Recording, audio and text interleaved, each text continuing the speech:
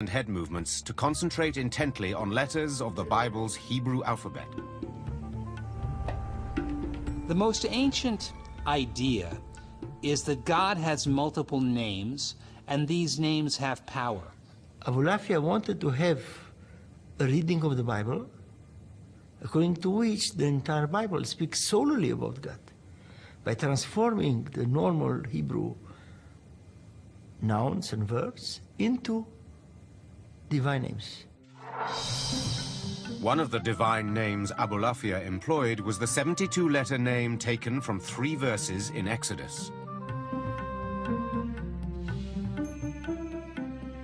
When the letters in the verses were combined according to Abulafia's instructions, they spelled one of the clandestine names for God. Through focused meditation on these letters, Abulafia believed the human mind and God's mind would fuse into one. Some Kabbalists claim that Moses meditated on this name in order to part the Red Sea.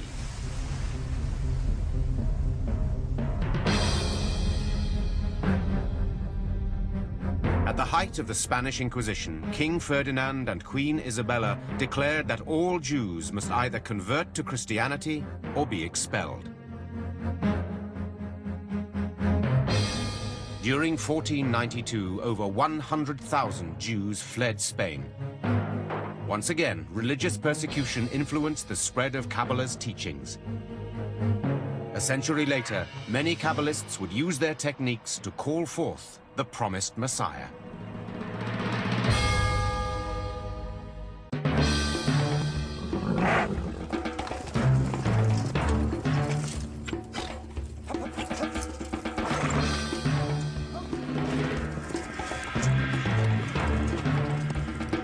In 1492, the Spanish Inquisition cast tens of thousands of Jews into exile.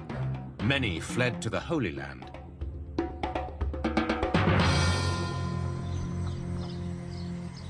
"90 miles north of Jerusalem, in Galilee, Jewish mystics known to be Kabbalists settled in the town of Safed. A number of Kabbalists were attracted to Galilee, partly because Rabbi Shimon Bar Yochai, the hero of the Zohar, had wandered around the Galilee. Today, the dusty, winding streets of Safed are thronged by artists and lined with craft galleries. 500 years ago, however, Kabbalists were sure that the Messiah would one day walk these streets. One of the scriptures, it is being said that the Messiah, when the Messiah will come to Jerusalem, he will first appear in the Galilee. So they sort of want to be the first ones to catch him. The mystical text known as the Zohar taught that good deeds increased God's power on earth. Based on this philosophy, Kabbalists hoped that a life of piety would bring forth the Messiah. Kabbalists in Safed strove to become a perfect religious community. The feeling was that people have to help God bring the Messiah. They have to be pure enough. They would be up at midnight to say the prayers, and then up again at dawn to pray with the rising of the sun. Kabbalah masters in Safed instructed their followers to engage in frequent meditation, fasting, and complete adherence to the Torah. The most famous leader was Rabbi Isaac Luria from Jerusalem. By the time Luria began work in Safed in 1570, he was already regarded as one of the most significant religious teachers of the century. As a young man, Luria had spent several years as a hermit in seclusion near Cairo. There, Kabbalists say, Luria studied the Zohar and had visions of angels and prophets.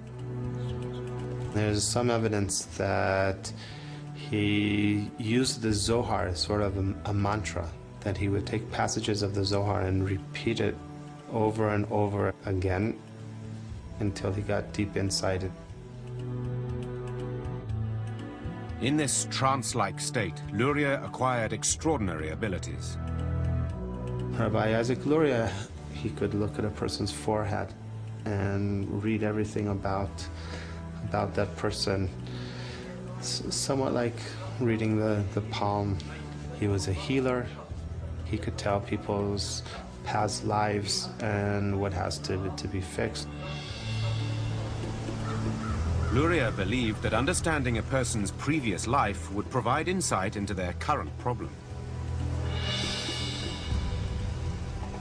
He taught a theory of reincarnation in which he claimed that every individual descended from a particular soul root after Adam and Eve. You're descended from either Cain or Abel, or you're descended from the three sons of Noah, Shem, Ham, and Japhet. So you have at least 5 options, if not more, of a basic soul root, and that soul root determines your essential nature. With Luria as a guide, many Kabbalists searched for links to their past. These burial sites around Safed took on great significance as Kabbalists tried to find the location of their previous incarnations. They would take on the soul of the deceased who was lying there and speak with that person's voice. To this day, gravesite rituals continue around Safed. Devotees come on pilgrimage from many parts of the world.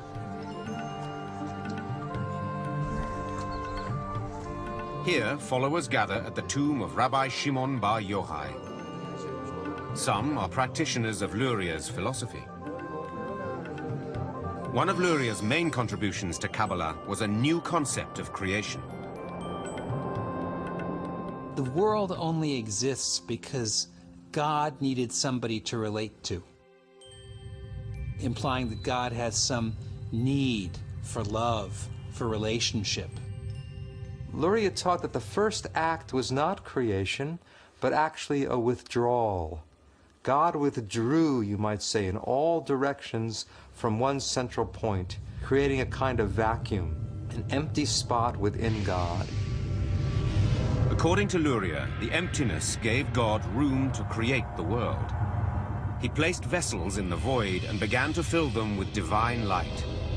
In the process, he shattered several of the vessels. In this case, the creation of the world and catastrophe are tied together. You can't have creativity without destruction at the same time. Luria explained that sparks from the shattered vessels fell to earth. Everything God created contained one of these divine sparks. Human beings can reconstitute the fragments and reunite with God through good works. Our deeds can repair the upper world. And when all of those sparks are restored, then you have messianic redemption. In 1572, when Isaac Luria died of the plague, many Kabbalists feared his death was a punishment for revealing forbidden secrets. It's a blow to the expectations of redemption. After Safed sort of fades away gradually until the end of the century.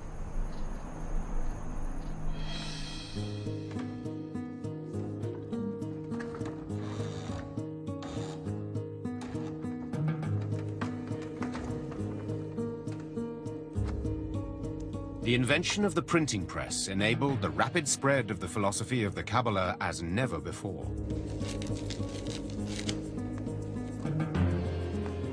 By the time of Luria's death, bound copies of the Zohar, as well as copies of manuscripts written in Safed, were available to the general public.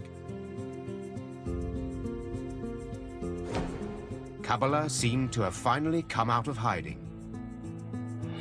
By the 16th century, Kabbalah's mystical ideas had reached most of the Jewish communities in the world. Its followers practiced the rite throughout Europe, North Africa, and the Middle East. In the coming century, Kabbalah would spread like religious wildfire. But